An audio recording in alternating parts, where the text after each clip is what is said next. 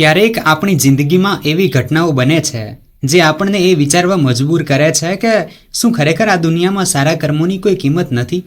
પણ નસીબની રમત પણ કેવી અજીબ હોય છે, નહીં? સવારના 10 વાગ્યા હતા.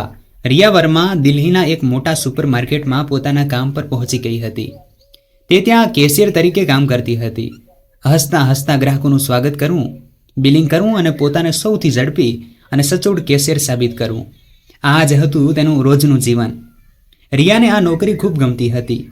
તે એક સાધારણ પરિવારમાંથી આવતી હતી અને આ નોકરી તેના ઘર માટે ખૂબ જરૂરી હતી. તેની મમ્મી બીમાર રહેતી હતી અને નાના ભાઈના અભ્યાસનો ખર્ચ પણ તેના ગભે હતો. પણ તેને શું ખબર હતી કે આજની આ શિફ્ટ તેની જિંદગીને પૂરેપૂરી બદલી નાખવાની હતી. બાબા, તમારા પૈસા ઓછા પડી ગયા. બપોરનો સમય હતો. એક વૃદ્ધ માણસે ધ્રુજતા હાથે સામાનની ટોપલી કાઉન્ટર પર મૂકી. રિયાએ હસીને તેમનું સ્વાગત કર્યું અને બિલિંગ શરૂ કર્યું. નમસ્તે બાબા, તમે કેમ છો? વૃદ્ધે હળવું સ્મિત આપ્યું. બેટા, બસ કોઈક રીતે જીવન ચલાવી રહ્યો છું. દવા પણ લેવી હતી, પણ પહેલાં રાશન લેવું જરૂરી છે. રિયાએ સામાન સ્કેન કરવાનું શરૂ કર્યું. ચોખા, દાળ, તેલ, બ્રેડ અને થોડા શાકભાજી. બિલ થયું 870 રૂપિયા. બાબાએ ખિસ્સામાંથી થોડા સિક્કા અને કચરાયેલી નોટો કાઢી. તેમણે ઘણો પ્રયત્ન કર્યો, પણ કુલ 700 રૂપિયા જ ભેગા થયા. બાબા ગભરાઈ ગયા. અરે, લાગે છે પૈસા ઓછા પડી ગયા. કદાચ કેટલોક સામાન પાછો મૂકવો પડશે. તેમણે તેલ અને બ્રેડ પાછા રાખવાની કોશિશ કરી, પણ રિયાના દિલમાં હલચલ થઈ ગઈ. એક વૃદ્ધ માણસ જે પોતાના માટે 2 ટાઈમનું ભોજન પણ ભેગું કરી શકતો નથી, શું તેને ફરી વિચારવા મજબૂર કરવો જોઈએ? રિયાએ આજુબાજુ જોયું. સુપરવાઇઝર દૂર ઊભો હતો. સીસીટીવી કેમેરો પણ બરાબર ઉપર હતો. પણ તેનું દિલ આ વૃદ્ધને ખાલી હાથે જવા દેવા માંગતું ન હતું. રિયાએ એક મોટો નિર્ણય લીધો. તેણે પોતાના ખિસ્સામાંથી 170 રૂપિયા કાઢ્યા અને ચૂપચાપ કાઉન્ટરમાં નાખી દીધા. બાબા, ચિંતા ન કરો, તમારું બિલ પૂરું થઈ ગયું. સામાન લઈ જાઓ. બાબાની આંખો ભરાઈ આવી. બેટા, તું બહુ નેકદિલ છે. હું તારો આ ઉપકાર ક્યારેય નહીં ભૂલું. રિયાએ હસતા હસતા કહ્યું. કોઈ ઉપકાર નહીં બાબા, બસ એમ સમજો કે તમારી પોત્રીએ તમને ભેટ આપી છે. બાબાએ તેને ડગલાબંધ દુઆઓ આપી અને ધીમે ધીમે બહાર ચાલવા ગયા. રિયાને લાગ્યું કે તેણે દિવસનું સૌથી સારું કામ કર્યું હતું, પણ તેને ખબર ન હતી કે આજ તેની જિંદગીનો સૌથી મુશ્કેલ દિવસ બનવાનો હતો. સુપરવાઇઝરનો ગુસ્સો. જેવા બાબા ગયા તેવો જ સુપરવાઇઝરનો સીસીટીવી શરૂ થઈ ગયો. રિયા, તે હમણાં શું કર્યું? રિયા ગભરાઈ ગઈ. સર, મેં બસ... તે કોઈ ગ્રાહકનું બિલ તારા ખિસ્સામાંથી ભર્યું? તને કંપનીની નીતિની ખબર પણ છે? રિયા ગડબડી ગઈ. સર, એ બાબા બહુ પરેશાન હતા. ફક્ત 170 રૂપિયા જ તો હતા. મેં મારા પૈસા આપ્યા છે, કંપનીના નહીં. સુપરવાઇઝરનો ચહેરો ગુસ્સાથી લાલ થઈ ગયો. આ પ્રોફેશનલ જગ્યા છે, કોઈ ચેરિટી સેન્ટર નહીં. અમે અહીં ધંધો કરવા આવ્યા છીએ, દાન આપવા નહીં. રિયાએ ફરી સમજાવવાની કોશિશ કરી. સર, હું સમજુ છું, પણ... સુપરવાઇઝરે હાથ ઊંચો કરી દીધો. કોઈ દલીલ નહીં. તું હવે આ સુપરમાર્કેટમાં કામ નહીં કરી શકે. તને હમણાં જ નોકરીમાંથી કાઢી નાખવામાં આવે છે. રિયાના પગ નીચેથી જમીન સરકી ગઈ. શું? જિંદગી એક જ ઝટકામાં બદલાઈ ગઈ. તેનું મગજ શૂન્ય થઈ ગયું. આટલી નાની મદદ અને આટલી મોટી સજા. તેની આંખો ભરાઈ આવી. પણ તેણે પોતાને સંભાળતા કહ્યું, ઠીક છે સર, જો માનવતાનું કોઈ સ્થાન નથી તો હું પણ અહીં કામ નથી કરવા માંગતી. સુપરવાઇઝરે સિક્યોરિટી ગાર્ડને બોલાવ્યો. આનું બેજ અને યુનિફોર્મ લઈ લો અને આને બહાર કાઢો. રિયાએ પોતાનું યુનિફોર્મ બેજ કાઢીને ગાર્ડના હાથમાં આપી દીધું. પોતાની નાની બેગ ઉપાડી અને એક પણ શબ્દ બોલ્યા વિના સુપરમાર્કેટના દરવાજામાંથી બહાર નીકળી ગઈ. બહાર આવતાં જ તેની આંખોમાંથી આંસુ ટપકી પડ્યા. હવે આગળ શું થશે? શું તેણે જે કર્યું તે ખોટું હતું? શું હવે તેને બીજી નોકરી મળશે? પણ તેને શું ખબર હતી કે આ તો ફક્ત એક નવી શરૂઆત હતી. એકલી બેન્ચ પર બેઠેલી રિયા. સાંજના 6 વાગ્યા હતા. રિયા એક ઉધાનની બેન્ચ પર એકલી બેઠી હતી. તેની આંખોમાં આંસુ હતા. એક નાનકડી મદદના બદલામાં મારી આખી નોકરી ગઈ. તે પોતાની જાતને જ સવાલ કરી રહી હતી. તે વિચારી રહી હતી કે હવે આગળ શું કરવું, ઘરે જઈને મમ્મીને શું કહેશે, ભાઈના અભ્યાસનો ખર્ચ કેવી રીતે ઉપાડશે, શું આટલી જલ્દી બીજી નોકરી મળશે? ત્યારે જ તેના ફોનની ઘંટડી વાગી. મિત્રો, વિડીયોમાં આગળ વધીએ એની પહેલાં મારી વહાલી બહેનો અને ભાઈઓ, તમે જો આ વિડીયોને એક લાઈક કરીને આપણી ચેનલને સબસ્ક્રાઈબ કરશો તો મને વધુ સારા વિડીયો બનાવવાની પ્રેરણા મળશે. તમારો સાથ અને સહકાર મારા માટે ખૂબ મહત્ત્વનો છે. અને વિડીયોને અંતમાં વિડીયોને ક્યાંથી નિહાળ્યો તમે એ અવશ્ય જણાવજો.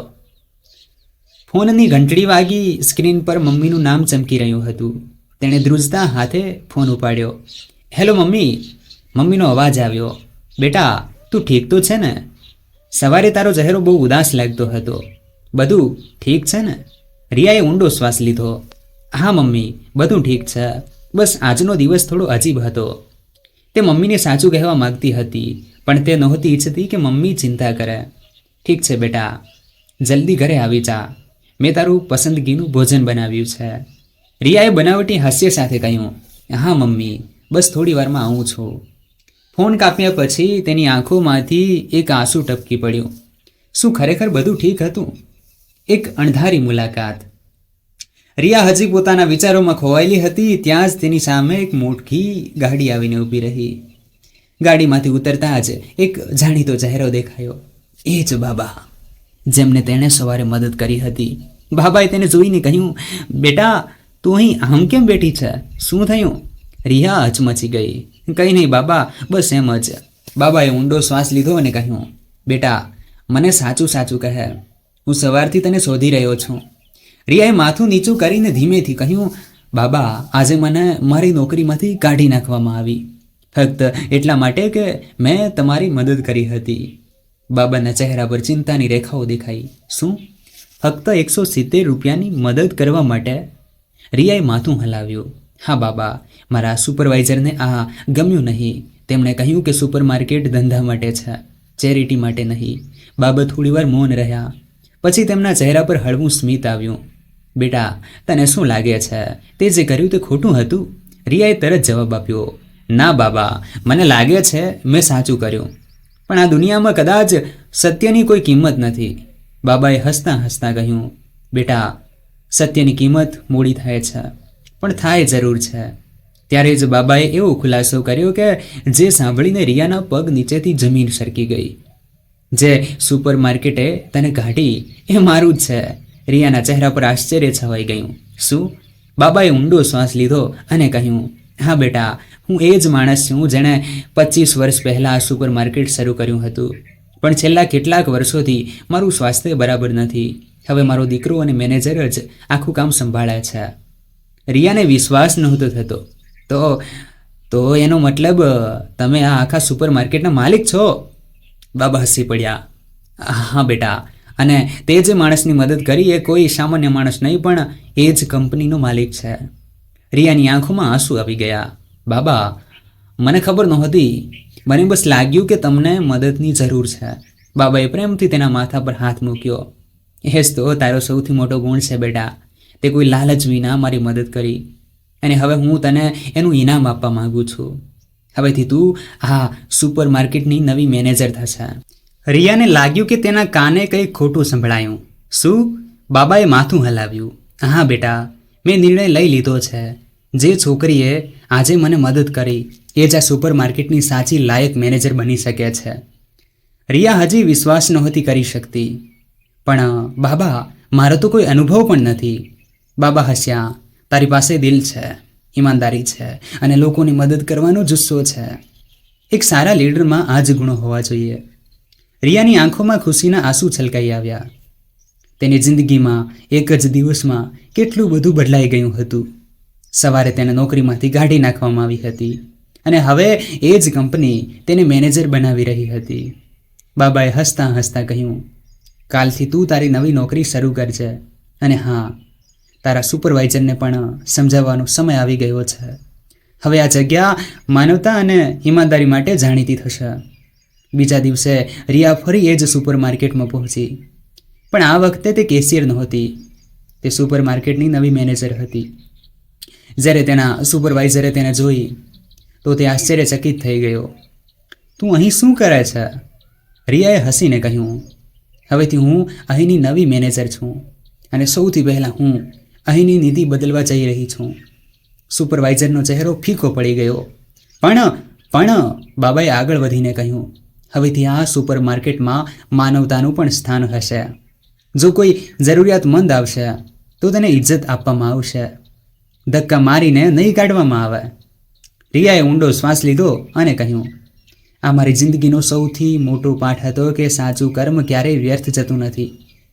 સારા કર્મોનું ફળ મોડું જરૂર મળે છે, પણ મળે જરૂર છે. રિયાની મહેનત અને ઈમાનદારીએ તેને નવી ઓળખ આપી. જે છોકરી ગઈકાલ સુધી નોકરી માટે પરેશાન હતી, તે આજે આખા સુપરમાર્કેટના માલિકની સૌથી મોટી ભરોસાપાત્ર બની ગઈ હતી. અંતિમ વિચારો. આ વાર્તામાંથી એક મોટી શીખ મળે છે કે જો તમે દિલથી સારા છો અને સાચું કામ કરો છો તો દુનિયા તમને જરૂર ઓળખે છે.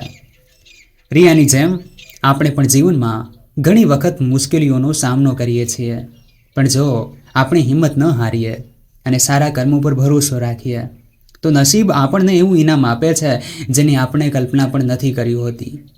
જો તમને આ વાર્તા ગમી હોય, મિત્રો, મારી વહાલી બહેનો અને ભાઈઓ, આપણી આજની વાર્તાને એક લાઈક કરીને આપણી ચેનલને સબસ્ક્રાઈબ અવશ્ય કરશો અને તેને તમારા મિત્રો સાથે શેર કરજો, કારણ કે સારા કર્મોનું ફળ મોડું જરૂર મળે છે, પણ મળે જરૂર છે. ધન્યવાદ.